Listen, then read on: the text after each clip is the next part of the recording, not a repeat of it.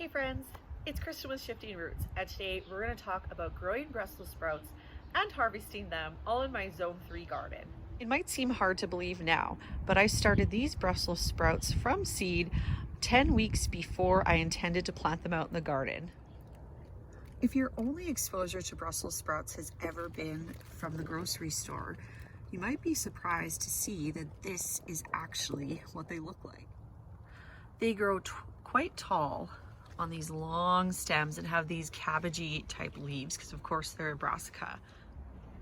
And from the top, they really look just like a cabbage. But now it's finally fall. In fact, it's September 23rd when I'm recording this video. And I'm going to harvest my larger Brussels sprouts, and the ones that are a bit smaller that I filmed, I'm gonna wait maybe about 3 weeks just to see how big they can get and how much they grow. This is my first time being successful at Brussels sprouts, finally, after trying for about 3 different years. So at the start of the season, when I set them out, I think I put them out maybe about 3 to 4 weeks before that last frost rate. So I usually try to plant everything in my garden around May 21st. So they were out at the end of April, and I just had some frost cloth over them. They did really well, really thrived over the spring with that frost cloth, kept the bugs out for a long time. But then I ran into the problem of they got too tall. My cloths maybe went about halfway to the height, so I had to take them off. And unfortunately, those pests that like cruciferous vegetables just stuck around a lot longer than they normally did. So I do have a bit of a bug infestation, but now the bugs have left, and it's getting to be time to harvest. So I'm not really doing anything special to harvest this Brussels sprout here. I just have a pair of kitchen shears and I'm gonna cut it. So here we go.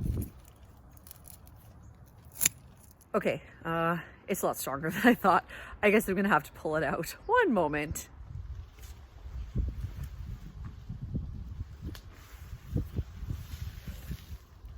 Look at this. Isn't that crazy? So now that we've pulled out our Brussels sprouts, we're gonna cut all of these bits off, just so it makes it easier to take the Brussels sprouts and trim them off the main stalk. So here, I'll show you what that looks like.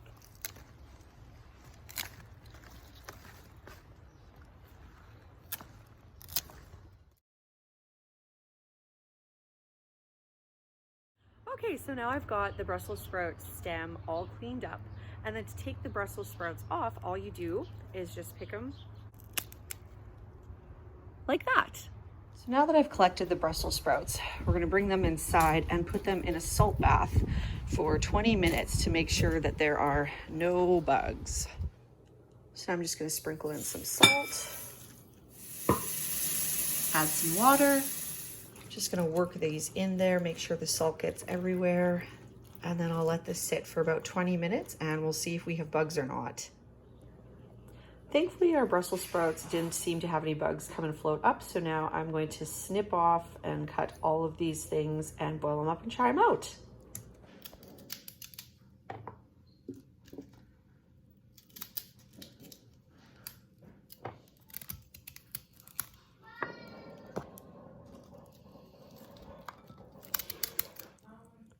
Here's some more really gross slug damage. I think I'm not going to use this one. On further inspection, I look through these that I've cleaned, and I think there's even more slug eggs and slugs sort of hidden in them. So you know what? I'm just too grossed out. I'm not going to eat them. So what you should do instead for the slug damage is, I think in this case, I'm going to spray, because just the way that Brussels sprouts are, the slugs can just get in there and you can't get out. If I'd have done this seen this problem sooner and done something about it, I would have first started with pie plate full of beer to try and attract them. But at this point, I just don't know if that's gonna work. So I might try it, see if any slugs come out overnight. If they do, great, I'll continue with the beer, because it's always nice to do a natural method if at all possible. But if I don't get any slugs in that beer, then I'm gonna spray the rest of mine and hope, because they're a little less mature, I don't think the slugs have quite damaged them as much, that they can still be salvaged and I can still have some Brussels sprouts to eat. So unfortunately, this is going in the garbage, not the compost. So that's my adventure with how to grow Brussels sprouts in Zone 3. Hope you guys aren't too frustrated that my Brussels sprouts had some bugs in them too. But the good thing is that I know how to fix it for next year, and I'm sure next year I'll have an absolutely wonderful Brussels sprouts crop that I can eat from, and I look forward to sharing that video with you guys in a year. All right, if you like these videos, please like and subscribe and hit that notification button, and we'll see you next time. Bye.